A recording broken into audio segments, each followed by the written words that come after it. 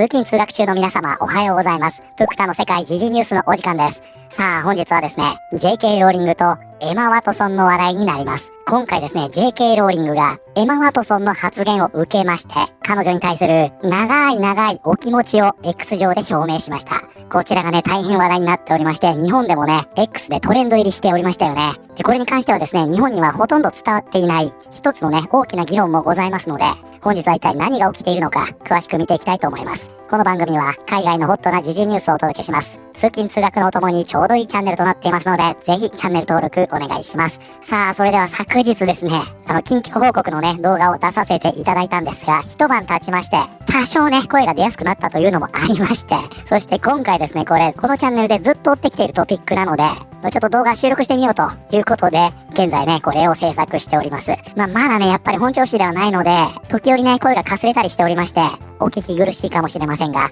その点はね、ご了承いただけたらと思います。で、この JK ローリングと、この映画のね、主演3人の確執。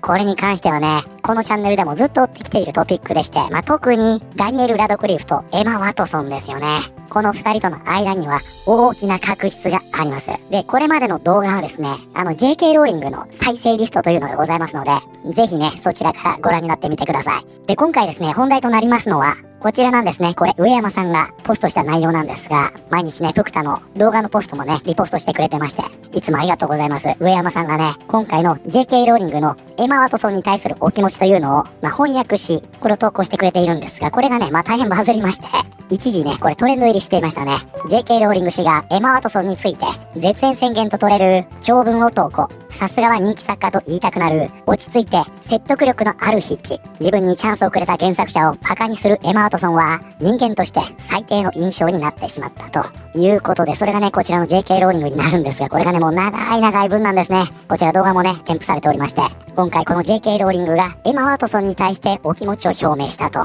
で、これに関してはですね、ここまでの背景がございますので、ちょっと順を追ってね、説明していきますね。まずね、発端となったのはこちらでした。エマ・ワトソンは JK ローリングのトランスジェンダーに関する見解は本当に痛ましいと語ったが、ハリーポッターの著者を自分の人生からキャンセルしたいとは決して思っていない。エマ・ワトソンがハリーポッターの著者 JK ローリングとの関係の破綻について初めて率直に語った。彼女は対話に応じる意思はあるものの、こう強調した。私は非常に有害な議論や会話をこれ以上武器化してしまうようなことは言いたくないのです。トランスの権利についてコメントしない、あるいはコメントを続けないのは、彼女や、これ JK のことですね、この問題を気にかけていないからではありません。ただ、この会話の進められ方が私にとって本当に痛ましく感じられるからです。さらに彼女はハーマイオニーというキャラクターを生み出してくれたことに対し、ローリングへの感情は決して失われていないと述べ、彼女を、あるいはその作品をキャンセルできるような世界は存在しませんと語った。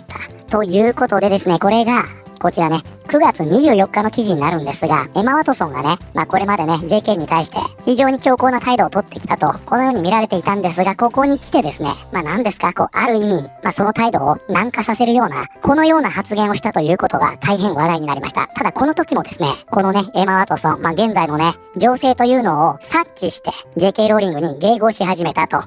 このように言われていたというのも事実ですね。つまり現在の空気を読んだと見られていたわけです。すると、これを受けましてですね、この JK ローリングが長いお気持ち表明を X でしました。で、これですね、ちょっと抜粋しようにも結構ね、全てが大事なことを言っているので、このね、プクタの声では聞き取りにくい部分もあると思いますので、ちょっとね、ショートで最近活躍してくれてるあの人に読んでもらいますね。私はこの件についてかなり多くのコメントを目にしているので、いくつかの点を述べたい。私は自分がかつて創作したキャラクターを演じた俳優から永遠に同意を得る権利など持っていない。それは今の自分の意見を決めるために21歳の時の上司に確認を取るくらい馬鹿げている。エマ・ワトソンと彼女の共演者たちはジェンダーアイデンティティのイデオロギーを受け入れる権利を持っている。そのような信念は法的に保護されており、私は彼らがその信念のために職を失ったり、暴力や死の脅威にさらされたりすることを望まない。しかしながら、特にエマとダンはここ数年、私たちのかつての職業的関係が自分たちに、いや、義務とさえ言えるほどの特別な権利を与えており、私と私の見解を公の場で批判すべきだと考えていることを明確にしてきた。ポッター作品の演技を終えた何年も後になっても、彼らは依然として私が想像した世界の事実上の代弁者の役割を担っていると思い込んでいる。10歳の時から知っている人々に対しては、ある種の保護的な感情を振り払うのは難しい。ごく最近まで私は大きくて怖い映画スタジオで自分のセリフを優しく促してもらう必要があった子供たちの記憶を手放すことができなかった。ここ数年、私はエマについてコメントしてほしいというジャーナリストからの誘いを何度も断ってきた。特に JK ローリングの魔女裁判ではそうだった。皮肉にも私はプロデューサーたちに自分の発言が原因で彼女が追い回されるようなことにはなってほしくないと伝えていた。添付された映像の司会者はエマの全ての魔女たちスピーチに言及しているが、実のところそれが私にとっての転換点だった。だがそのスピーチそのものよりもずっと痛かったのはその後の出来事だ。エマは彼女から私への手書きのメモを誰かに託し、それにはただ一文、あなたが今経験していることを本当に気の毒に思いますと書かれていた。彼女は私の電話番号を知っている。これは私に対する害、暴行、拷問の脅迫が最高潮に達していた時期のことだった。当時私の個人警備はかなり強化され、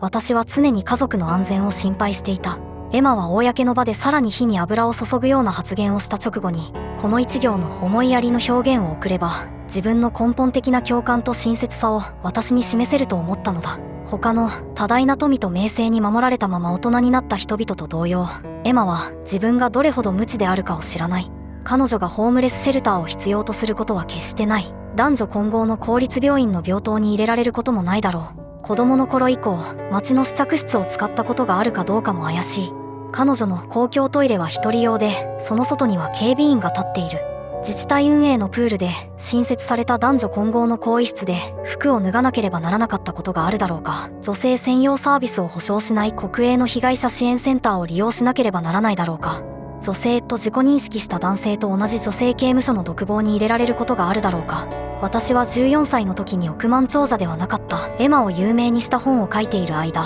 私は貧困の中で暮らしていた。だから私は自分の人生経験からエマがこれほど熱心に加担してきた女性の権利の破壊が彼女のような特権を持たない女性や少女たちにとって何を意味するのかを理解している。ここで最大の皮肉は、もしエマが最近のインタビューで私は彼女を愛していて大切に思っていると宣言しなければ、私はこれほど率直には語らなかったかもしれないということだ。私は彼女がこの路線を取ったのは、私への全面的な非難がかつてほど流行していないことに気づいたからではないかと疑っている。大人は友人の暗殺を定期的に呼びかける活動家運動に喜んで加担しながら、その友人の愛情をまるで母親からのもののように当然の権利として主張することはできない。エマには私に反対し、私に対する感情を公に語る自由が当然ある。だが私にも同じ自由があり、私はようやくそれを行使することにした。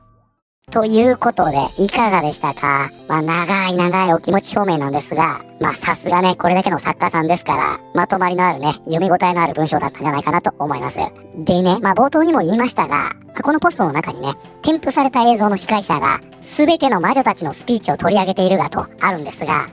こちらの動画ですね、これ。ちょっとね、これについて詳しく説明しますね。で、これはね、こちら、バフタというね、つまりはイギリスのアカデミー賞だと思ってください。ここでエマ・ワトソンがスピーチをしました。このことを言っています。で、ここでね、こちらの司会者がいるんですが、この人。彼女はですね、エマ・ワトソンのことを、彼女はフェミニストとしても知られているけども、魔女としても知られています。このように紹介するんですね。これはつまりは、ハーマイオニーのことを言ってるわけですね。そしてこれを受けまして、ここでね、このエマ・ワトソンが、おそらくアドリブなんですかね。私は全ての魔女たちのためにここにいます。このように言ってスピーチを始めるんですね。でも、これっていうのは、司会者がね、エマ・ワトソンのことを魔女と紹介したことを受けての発言なので、JK ローリングがね、このお気持ちで表明しているように、この発言を受けて攻撃されたと感じたというのは意味がわからないでしょう。なんですが、問題は、この後の口元なんですね。じゃあちょっとこれ見ていきましょうね。このエマ・ワトソンが、I'm here for all of the witches と言った後の口の動き、よく見ておいてください。I'm here for all of the witches. 口が動いてるの分かりました？もう一回見てみますよ。I'm here for all of the witches.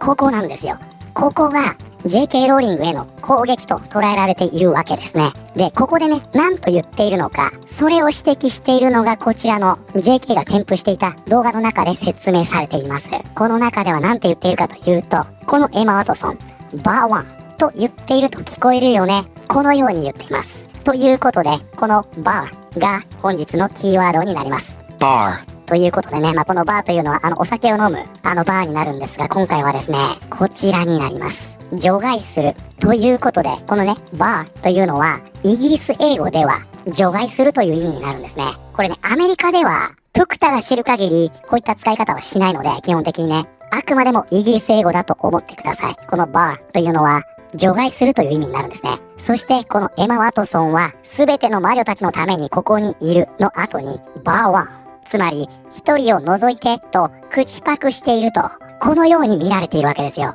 そうするとこれって誰のことですか？もう明らかに JK のことでしょう。つまり JK ローリングがこの長いお気持ち表明の中で、この全ての魔女のスピーチというのは自分にとっての転換点になったんだと、このように言っているのは、このエマ・ワトソンがここで JK ローリングを除外したと、このように捉えているというわけなんです。なんですが、ここからが非常に重要です。このエマ・ワトソンですね、それをはっきり発生していないんですね。ですので、実はですね、ここではバーワンではなくって、by the way と言っているのではないか。つまり、ところでと言っているんじゃないか。こういった議論というのがあります。もう一回見てみますよ。I'm here for all of the witches. ほら、そうやって言われてみると、by the way って言ってるように見えるでしょう。むしろここではね、by the way の方がはるかに文脈としては自然なので、ここではね、なんてね、みたいな、そんなニュアンスになるんですね、この場合。ただ、その一方、表情としてはね、ちょっと意地悪な感じで、バーワンって言ってそうな感じもするので、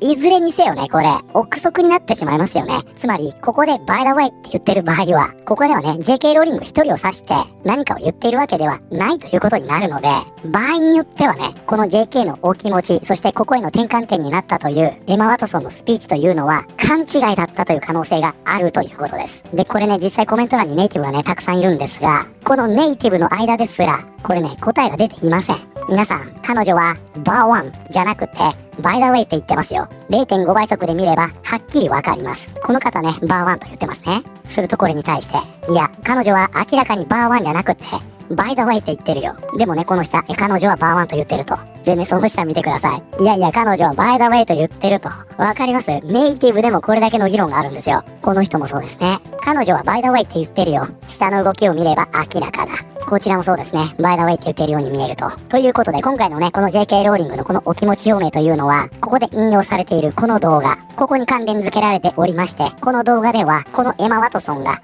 バーワンと言った。つまり JK ローリングを除くと言ったというのが前提になっておりまして、これを元にした投稿だということです。ですので一応ね、この前提だけは分かっておいてくださいね。ただ、結局のところですね、エマ・ワトソンがね、これまで JK ローリングに対して反対の意思表明を強行にしてきたというのは変わらない事実なので、大きな文脈が変わるわけではありませんが、JK が一つの転換点になったと言っているエピソードは、そのロジックの根底が崩れる可能性があるということは、ぜひね、分かっておいてください。で、こちらね、オリロンドンさん、この方ね、もともとトランスジェンダーで、脱トランスしたインフルエンサーですね。この件伝えています。JK ローリングは真のフェミニストの英雄だ。社会的な圧力の前に怯えて屈した多くのセレブたちとは違い、彼女はどんな時も女性の権利を守る姿勢を決して揺るがさなかった。命を脅かすような最も卑劣で絶え間ない脅迫にさらされていた時でさえも、エマ・ワトソンはハリウッドで糸を引かれている他の操り人形と同じだ。彼女が2017年から2018年に女性の権利について声を上げたのは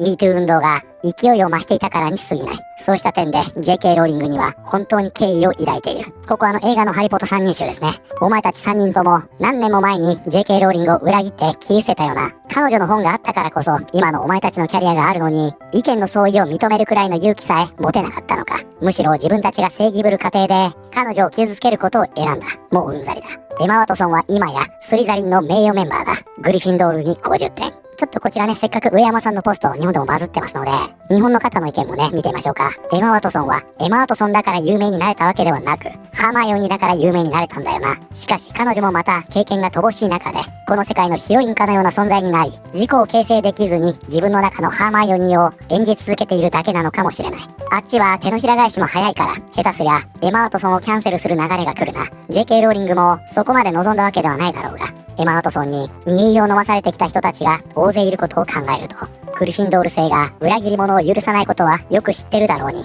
エマのような言い分がどんなにバカバカしいかよくわかる。彼女たちは自分たちがあらゆる危険からある意味守られていることに気がついていないし、施すことが使命だと信じている。何からも守られない女性の現実を知らない。海外有名人がジェンダーフリーな施設建設を強要する理由が分かりましたよね。金持ち専用の個室に入るからジェンダーフリーな構造とかになっても自分だけには一切影響がない。それでいて意識高い系は気取れる。確かに JK ローリングはお前誰のおかげで成功したと思ってんねんくらい語気を荒げていっても許されるような。ハリウッド全体がレインボー一色に染まり、セレブたちはこぞって子供たちをトランスさせたし、これ本当ですからね。 X の映画アカウントもことごとくトランス洗いに転じたよね。まさに狂気の沙汰だったよ。はい、ということで本日はですね、先日のエマ・ワトソンの発言を受けまして、JK ローリングが X で長いお気持ち表明をしたという話題を見てまいりました。いかがだったでしょうか。先ほども見ました通り、スピーチに関してはね、様々な議論があります。実際何と言っているのかというのは、